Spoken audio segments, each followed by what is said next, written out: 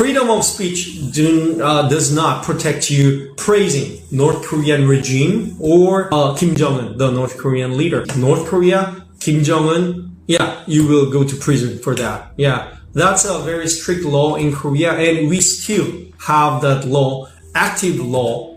National Intelligence Security Charge. Does anybody know what the that means? The detective looked me in the eye and he said, Johnny, do you know where North Korea is? I said, it's the dumbass guy, like, north of here, like straight. So guys, we've just uncovered a shocking development regarding Johnny Somali, and this might be his most serious trouble yet. This time, it's not just public backlash. South Korean prosecutors are now considering charging Johnny under the national security law. Yes, you heard correctly. In South Korea, expressing support for North Korea or making any provocative political statements in their favor, especially while standing on South Korean soil, isn't seen as free speech. It's treated as a national security threat. And that's exactly what Johnny did. He mocked the Korean War, disrespected its victims, and made comments that could be interpreted as pro-North Korea, all while live streaming inside South Korea. That's why prosecutors are now preparing charges under the National Intelligence and Security Act. If convicted, this isn't just a slap on the wrist. This could lead to real prison time. That's how serious this case has become. But what makes this different is the nature of the offense. This is about national security. Authorities see him as more than just a clown. He's now considered a foreign threat. His upcoming trial is right around the corner. And trust me, it's not just about being disrespectful online. This could officially label Johnny Somali as an enemy of the state in South Korea. How did things escalate to this point? Why did he cross such a dangerous line? And how likely is it that he'll actually be imprisoned? We're breaking it all down in this video. Let's get into it. To start, I want to show you a clip of a South Korean prosecutor clearly warning everyone. Any expression of support for North Korea will be treated as a grave offense under national law. This isn't just about being offensive, it's seen as a direct threat to security, and the government takes it extremely seriously. Now, if a foreigner says something like this without knowing the law, they might get off with a warning or be deported. But in Johnny Somali's case, that's not happening. I'll explain exactly why, right after this clip. First, watch this carefully. A legal expert from South Korea explains the law in clear terms. If we praise Kim Jong-un or North Korea in public, we get arrested and will be imprisoned. Freedom of speech does not protect you praising North Korean regime or Kim Jong-un, the North Korean leader. Yeah, in fact, we can praise totalitarianism or communism or anarchism, of course. That all falls within the freedom of speech. However, praising North Korea, Kim Jong-un, yeah, you will go to prison for that. Yeah, that's a very strict law in Korea, and we still have that law, active law, so be careful with that. Yeah. Now at this stage, let's be real. Johnny Somali always plays the same game. You know the drill. He keeps insisting, it's just free speech. I didn't break any law. Even Hank Yu recently commented that South Korea is allegedly denying Johnny Somali his so-called free speech rights.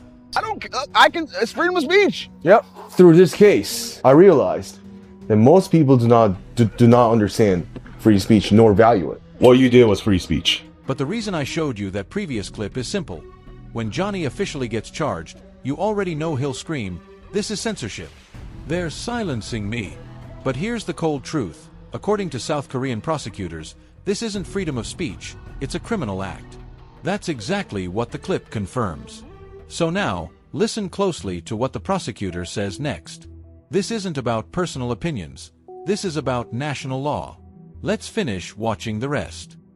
The only way to avoid the imprisonment even after you praise Kim Jong-un or North Korean regime is that you must explain to the police that you didn't actually know about North Korean regime or Kim Jong-un, that they were the nemesis, the main enemy of Korean government. I mean, of South Korea.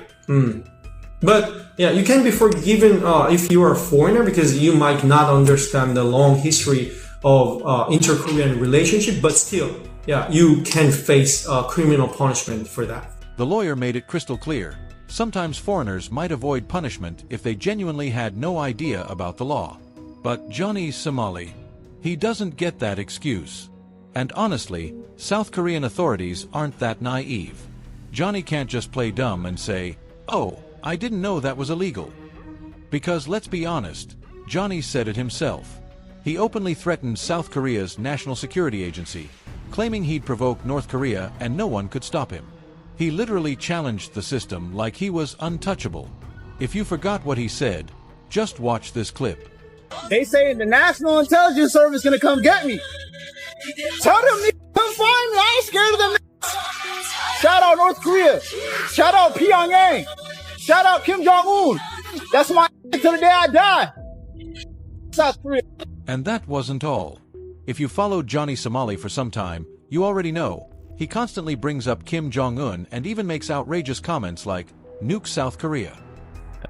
Until Kim Jong-un nuke this shit, I just don't want to be here when Kim Jong-un press that red button. They nuke this shit so shit turn to Fallout New Vegas. No, please, Kim Jong-un, press that button. Press.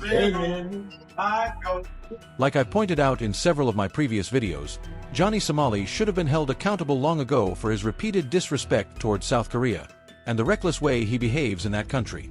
But until recently, no solid legal action was taken.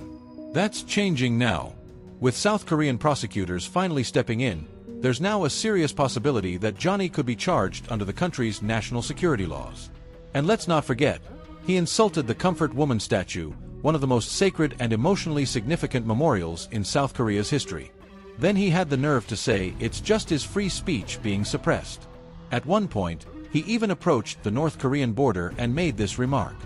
"I think North Korea is fascist, but at least they're honest.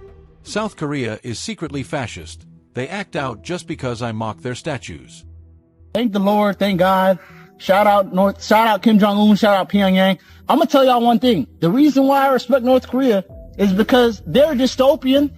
They are a, fascist place, but they don't lie about it. South Korea is just as fascist. You just lie about it. I touched the statue, so you guys are trying to silence me, murder me, and then jail me. So, I might as well be in North Korea. So as you've just seen, the evidence is overwhelming. Johnny Somali repeatedly provoked North Korea, issued threats, mocked South Korea's national security, and crossed every possible boundary. Yet despite all of this, authorities waited. Why? Because Johnny knows how to play the system. He acts clueless when it benefits him. Even during police interrogations, he stayed silent, offering no information, just pretending he didn't understand what was going on. That's what makes him so dangerous. He's not just an ignorant live streamer, he's a calculated manipulator. Everyone can see he's a skilled performer when it comes to dodging consequences. National Intelligence Security Charge. Does anybody know what the that means? I got interrogated 2 days ago. It's March 6th. The detective looked me in the eye and he said, "Johnny, do you know where North Korea is?" I said, "It's the dumbass guy, like, north of here."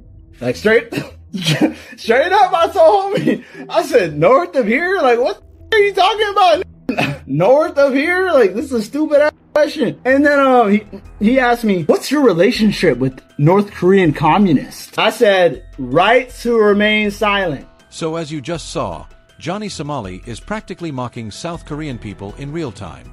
Yes, it's shocking. Are South Korean intelligence agencies really unable to crack his strategy?